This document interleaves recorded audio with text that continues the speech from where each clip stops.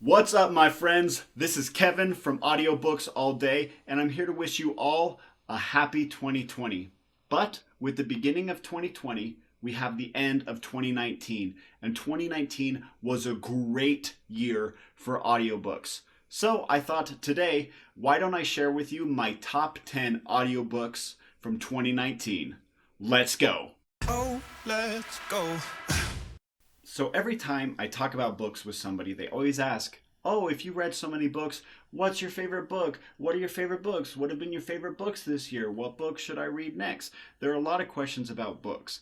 And sometimes it's kind of hard to say, "Oh, I liked this book more than another book," because you start to feel for the books that you read and you start to care about that book and you start to feel like you have a connection to the book, and you don't want to say like, "Oh, another book is better than this book." And like any parent, I always say, well, I love all the books I read. But like any parent, I'm lying. I definitely have favorite books and I have least favorite books. So today I'm going to share with you my top 10 favorite books from 2019. Like I said, 2019 was a great year for audiobooks. And it was a great year for me and audiobooks. The reason I say that is every single year I always try to set a new record for how many books I've listened to. And today I broke my record, which last year I set with 126. This year I read 140 audiobooks. That's my new record, 140 audiobooks in 2019. In addition to the 140 books, the average book length was 14.05 hours, with a grand total of 1,967.22 hours of audiobook. Now, to be fair, I usually like to listen to books at double speed, so most of those books were at double speed. But there's a lot of tips and tricks and different things that you do to listen to a lot of audiobooks. If you want to talk to us about how do you listen to a lot of audiobooks, leave a comment below and we'd love to talk to you about it. But now, the moment you've all been waiting for, Kevin's top 10 audiobooks of 2019. My number 10 audiobook from 2019 is The Godfather by Mario Puzo.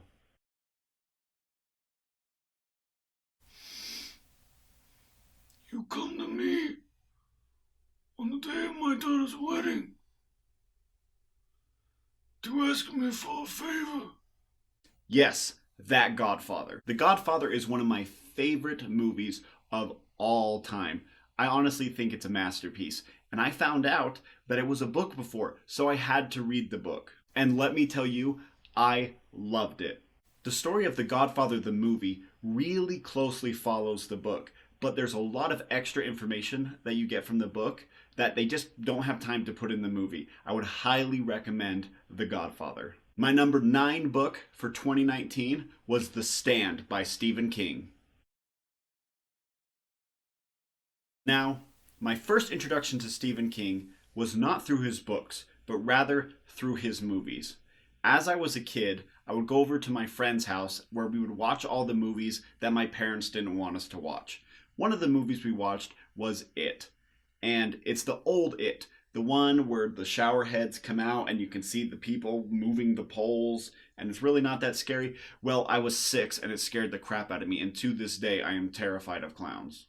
And that's not like a ha ha ha, he's kind of scared of clowns. It's an absolute crippling fear of clowns. I absolutely can't take it. I've been kicked out of 2 haunted houses because of my fear of clowns. At that same friend's house, I also saw the movie Rose Red, and it scared the crap out of me.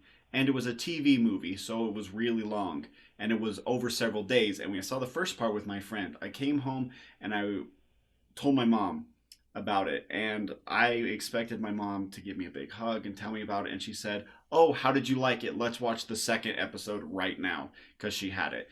And that episode scared the crap out of me as well. Now, my mom is an aficionado of horror. Whether it be a movie or a book, she loves horror. And she loves Stephen King because of it. And my mom's favorite book of Stephen King's is The Stand. Ever since I was a kid, I know that every single year my mom's going to read The Stand. It's this big, long book that she doesn't listen to while I'm in the car. And it's just this magical book that I never read. So I decided this year to read my mom's favorite book. And I loved The Stand. It was an amazing book. Essentially, the premise of The Stand is a chemical weapon gets out and wipes out most of the earth. Now what are you going to do? It is not supposed to be one of his scary books, but it still scared me a lot because when I read it, I was traveling for work and I was by myself in a hotel room listening to this book, still by myself, constantly reminding me that I was by myself. And these things would happen and I would think, I'm by myself. This is kind of scary. You know how when you're by yourself and it starts to freak you out that you're by yourself and that nobody else is around and nobody knows you even if they are around, and it's kind of creepy? That's how I felt. And reading The Stand kind of creeped me out because even when Stephen King is not trying to be super scary, he's kind of scary because that's just what he does. However, despite the fact that it is kind of a creepy book, it is an amazing book. It's really long, it's really detailed, but I really like those type of books. I like the books that bring me into a world and really fill it out. Now, the world it brought me into is ours, and it's just post-apocalyptic because everybody's dead. But I really enjoyed the journey, and The Stand, number 9. My number 8 book for 2019 was 12 Rules for Life by Jordan B. Peterson. Now, I had several people recommend this book to me. I had my wife's best friend's husband, my friend, but that's how we met each other, through my wife, because it's her best friend. And then he's married to her. And while they were hanging out, we hung out because that was our only option. And then we became friends. And he suggested this book to me, and my brother-in-law suggested it to me. Again, he is also my friend, but my relationship with him started because I married his sister, and then I was stuck with him. But I like him a lot. So anyway, both those people recommended this book to me, and it was a great recommendation. Jordan Peterson's book is very reminiscent to me of a Malcolm Gladwell book. It uses a lot of statistics, and it uses a lot of philosophy. It takes you into a lot of big questions of life, and it uses a lot of stats, and it uses a lot of philosophy to try to answer these questions to help you have a better life and be a better person and be better to people around you and essentially just be better. And you're reading a book, so you're also better in that way. So, it's a win-win. My number 7 book for 2019 is Red Rising, the first book in the Red Rising trilogy by Pierce Brown, and narrated by the great Tim Gerard Reynolds. Now, just a side note on Tim Gerard Reynolds, he is an amazing reader, but I didn't really realize how great he was until he did this entire book in pretty much an Irish accent. That was very impressive. Essentially, Red Rising, we just go a couple hundred years in the future, and everybody's completely segregated. We're all segregated by, not necessarily by race or gender, but by color. We each become a color based on our abilities. And there's a huge segregation, and red is at the bottom, hence the title, Red Rising. Now, it is an awesome sci-fi kind of fantasy feeling book of these people who are at the bottom and are trying to rise up and gain equality. But most importantly, it was a great story, it was a lot of fun, and I'm definitely going to read it again. My number 6 book of 2019 is Why We Sleep by Dr. Matthew Walker. Now, earlier I talked about books that scare you and books that scare me and how I feel when I read a book that's scary. Now, I said that The Stand was kind of a scary book, but Why We Sleep was without a doubt the scariest book I've ever read. Now, not because it's a horror. It is not a horror book. It's actually a science book. It's a book that goes over thousands and thousands of studies about sleep and what are the benefits of sleep and What are the pros and cons of getting enough sleep or not getting enough sleep? Essentially, it answers the question of the title of the book, Why We Sleep. And that really scared me because I do not get enough sleep. Now, if you're like me, you really enjoy things like Disney Plus and Netflix and Hulu and hanging out with friends and spending time with family and essentially actively not sleeping. And that is a very bad idea because I read Why We Sleep and I learned the answer to that question and it scared the heck out of me. Now, it's a fantastic book. It's very well written and it's very persuasive. And something I love about it, there are a lot of books that you read about health or habits that are really trying to scare you. This book is not trying to scare you. This book just takes the data and it just smashes you like a grape underneath a boulder. It just takes your little brain and your preconceptions and it just like a meteor out of the sky just demolishes it. And it just smashes you with data and you learn. And it just, all it does is teach you. And that's the problem because you learn. And you're like me and you learn that you're not getting enough sleep. And that's a very, very bad thing. However, after reading that book, I've actually changed some of my habits. And so it has done what many, many books don't do. It actually convinced me of something and then actually pushed me to act. So I highly recommend Why We Sleep.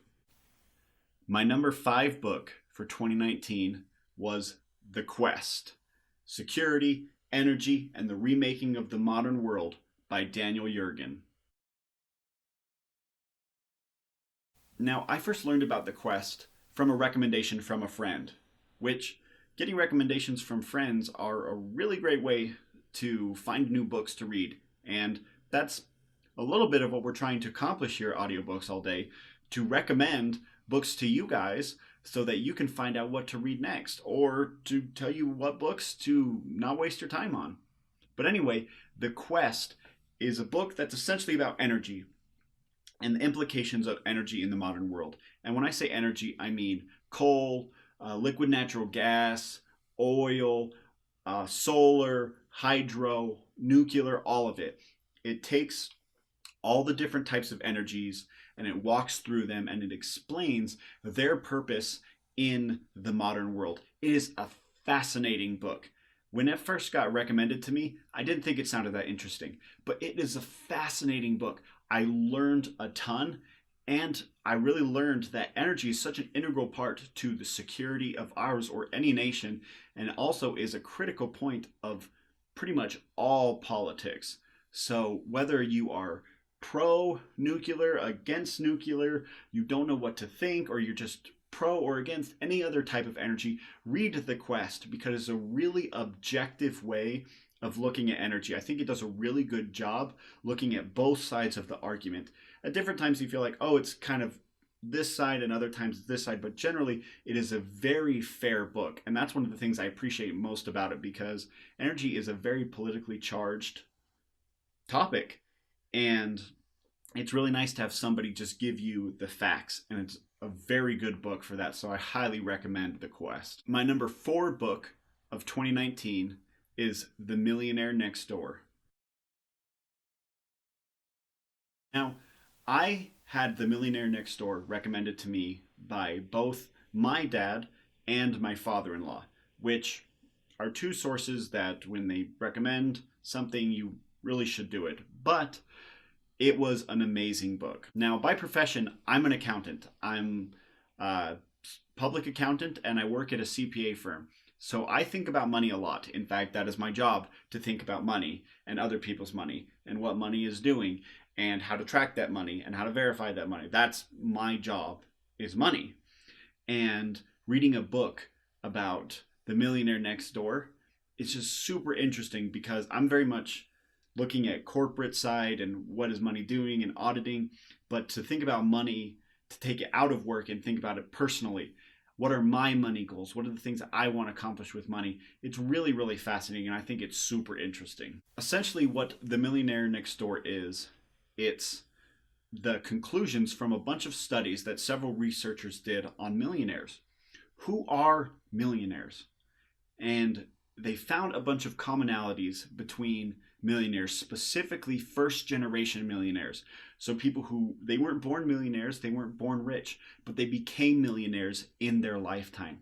And there are a bunch of commonalities that they found, specifically that a lot of these people don't live the lifestyle that we think that millionaires live. They live very normal lives, hence the name Millionaire Next Door, that next door to you could be millionaires because they live very normal lives, but they just make smart decisions.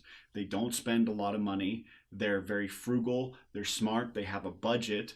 And essentially through discipline, they become millionaires. It's an amazing book. I love The Millionaire Next Door. And I love personal finance books, and I've read many of them. But this has been one of my favorites. And it's really short. So if you're looking for a way to start learning about personal finance, I'm not a personal finance advisor, but I read The Millionaire Next Door, and I felt like it had a lot of really good points and a lot of really good things that I learned from it. So check out The Millionaire Next Door. It's a great book, and I think you'll really enjoy it, and I hope that both you and I really benefit from it. My number 3 book for 2019 is The Omnivores Dilemma by Michael Pollan. Now, for those of you who don't know who Michael Pollan is, at least in my opinion, the modern day father of nutrition journalism. And what I mean by that is he's a man who goes in and tries to figure out what is in food. In fact, the whole premise of the Omnivore's Dilemma is he's out with his family and he's eating at McDonald's. And he looks down at his burger and he thinks, how the heck did this get here? So he tries to figure that out. How did that burger get there? So he has that meal and several other meals in his life that he tries to trace to the source. And it is very interesting. Now, I know what you might be thinking. It's a food book. It's a book that's trying to guilt me. It's not really that. Michael Pollan at this time is mostly just a normal guy who's just trying to figure out what's in his food. And it is very fascinating and very eye-opening. And you learn a lot about the American industry, especially corn. Now, corn is something super interesting. We definitely don't have time, nor is this the place to really go into the industry of corn. But it is super interesting. And you learn a lot about corn in this book. But mostly you learn about food and how food gets from in the ground to us. I would highly recommend The Omnivore's Dilemma. Now, I'm not saying that everybody has to be vegan. That's your choice. And honestly, do whatever you want. But I think it's a really good point to know where our food comes from. If you eat meat, that's great. If you don't eat meat, that's great too. But I think we should all know where it comes from. And I think we should understand our government is giving subsidies for corn and for other items. Well, we should know where that's coming from and where's that going and what's that doing, for good or for bad, whether you're against it or for it. And this book isn't necessarily coming down on either side. It's just saying this is what it is. And those are the type of books I love. I love books that are objective. Now, it's very difficult to be completely objective about anything. Even textbooks are a little bit biased. But this is as objective of any food book I've ever read. And I really thought it was a really big eye-opener for me, and I think you'd really enjoy it. So here we are. We've come down to the final 2 books. My top 2 books for 2019. Now, in 2019, I really made an effort to expose myself to a wide variety of genres. And I hope that's evident in my top 10. I feel like they're all from a very wide variety of topics, from personal finance to just straight up fiction, to energy, to food. There's a lot of different types of books in there. But at the end of the day, I got into reading audiobooks primarily through science fiction and fantasy. And those are the type of books that I'll always love and always have a very special place in my heart. And our final 2 books, we have a science fiction and a fantasy. And it was really hard for me to decide which one was number 1 and which one was number 2. In fact, this was the hardest decision of making my entire list. The rest of it was pretty simple, flowed really well, but these 2 were really, really hard. And it's so close that maybe depending on the day, it might be different. But for right now, my number 2 audiobook for 2019 is Columbus Day, Book 1 of the Expeditionary Force series by Craig Alanson. Now, as some of you may know, my brother Jeff reviewed Columbus Day here on our channel, and if you want to learn more about Expeditionary Force, you should go check that out. It's a great video, but I just want to say it's a fantastic book. It's fun, it's funny, it's entertaining, it's fast-paced, it's exciting, it feels fresh and feels new. It's a new outlook on encountering aliens than I'd ever expected. It's awesome. I love the book, and in fact, I actually read it twice this year. Yeah, I read it twice because it was so good, and I loved it. And I highly recommend Columbus Day for the Expeditionary Force series. And also R.C. Bray narrates it. And I was talking about Tim Gerard Reynolds earlier. Well, R.C. Bray is also one of the best narrators there is. He just has that great, deep, just voice that he can just do anything with it. He also did The Martian. A lot of people know him from The Martian because he read The Martian, but he does a lot of books, and this is my favorite one that he does. It's fantastic. Definitely check out Columbus Day. All right, my friends, we made it. Number 1. My number 1 book of 2019 is The Way of Kings, the first book in the Stormlight archive by Brandon Sanderson. Now first, let me give a huge shout out and show some love to one of my favorite authors of all time, Brandon Sanderson. He is amazing, and wow, he can just shove out books and they're all great. He does such an amazing job. I'm a huge fan of his. But I think that his Stormlight archive is his magnum opus of all of his books. I think that series is his best. Also, the second book is out, Words of Radiance, and the third, Oathbringer. The fourth is coming out soon, and I can't wait for it. But it is such an amazing series. Now, a lot of his books, including the Mistborn books and Elantris and Warbreaker, are all part of this thing called the Cosmere, which is essentially this galaxy in which all of these books coexist. All these different worlds coexist. And you start to see in The Way of Kings how these books start to relate. Now, don't be alarmed. You don't have to read 9 other books in order to start to understand The Way of Kings. You don't have to read any of the other books to understand The Way of Kings. You can just sit down and start reading it. It is amazing, though. It introduces 3 amazing characters, and the book centers around these 3 characters. It centers around Kaladin, Shallan, and Dalinar. Dalinar being the old general, Shallan being the girl from the small town with the wide eyes trying to make it in the big city kind of type feel, and Kaladin, the hurt and kind of the tortured soul that we all seem to really relate to and rising up through adversity. Like really 3 very classic characters, but with some fresh twists in them, and they are just characters that you just love. And you just want to just help them out. And sometimes you want to shake them. Sometimes you just want to slap them and say, hey, just do this. And that's really when you start to feel the love with these characters. Now, I actually read this entire series twice this year, which that's a lot because all of those books are very, very long. But they're long and they're good long. Because there's a lot of detail, but it's not just mindless detail. We've all read books where it's just like, it's just kind of talking and talking and talking, and you're not really progressing. But he creates this world, and it's so intricate and so big and so exciting.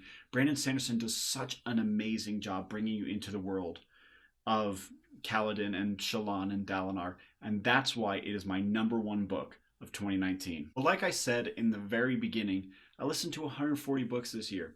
And sure, I've already reviewed several for you, and I just talked about my top 10 right now. But there are still a lot of great books that I read this year that I didn't really get a chance to talk to you about. So, I'm just going to tell you some of my honorable mentions. How Not to Die by Michael Greger. The Bassoon King by Rainn Wilson. Great book because I love Dwight, and he's hilarious. Steelheart, a Brandon Sanderson book. Skyward, another Brandon Sanderson book. Both those series are not part of the Cosmere, but they're both very good. The Expectant Father by Armin Brott. I had a child this year, And it was a great book to read, kind of helped me get, start to learn what to know when a baby comes. The Black Prism from the Lightbringer series by Brent Weeks. Braving the Wilderness by Brene Brown. The Lion, the Witch, and the Wardrobe by C.S. Lewis. So all of the Narnia books, they're all great. The Sword of Shannara, which is the first book of the original Shannara series by Terry Brooks.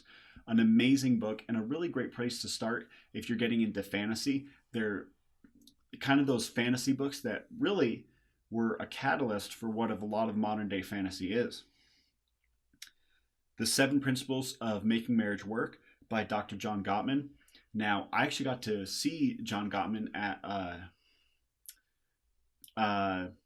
what do you call it? He comes and he speaks a speech, a talk, a thing that he came to. A conference. He came to a conference, and I went with my wife because she's a marriage and family therapist, and he is a very famous marriage and family therapist, written a lot of books and a lot of papers, a great researcher, and it was really, really cool to see him there and see what he was talking about and to read one of his books. It was very, very good. Thrawn, Treason, which is a Star Wars book from the Thrawn series. It's amazing. Thrawn's one of my favorite Star Wars characters of all. And you can start at any of the Thrawn books. You might want to start at the book called Thrawn because it's a little bit more his origin. But great books, all of them. And Astrophysics for People in a Hurry by Neil deGrasse Tyson. Another great book. You learn a lot. And, I feel like I'm a people in a hurry. So want to learn something about astrophysics. Thank you so much for joining me here at Audiobooks All Day. I really, really enjoyed sharing my top 10 books of 2019 with you and some honorable mentions. Got a little bit carried away there for a second, but I read a lot of great books in 2019 and I'm really looking forward to 2020. And a lot of those books that I talked about came from recommendations. So if you have a recommendation or a comment, please leave it below. And maybe that next book will be one I'll be reviewing next year. Please don't forget to subscribe. We would love to have you subscribe, and don't forget to share our channel with people. Share it with anybody you know. The Audiobooks All Day community is for anybody who loves books, who loves audiobooks, who just loves a good story, or who is just trying to kill a little bit of time. Audiobooks All Day is for everybody. Please share our channel, share our videos with people, and don't forget to subscribe. Thank you again for joining us, and we look forward to next time here on Audiobooks All Day.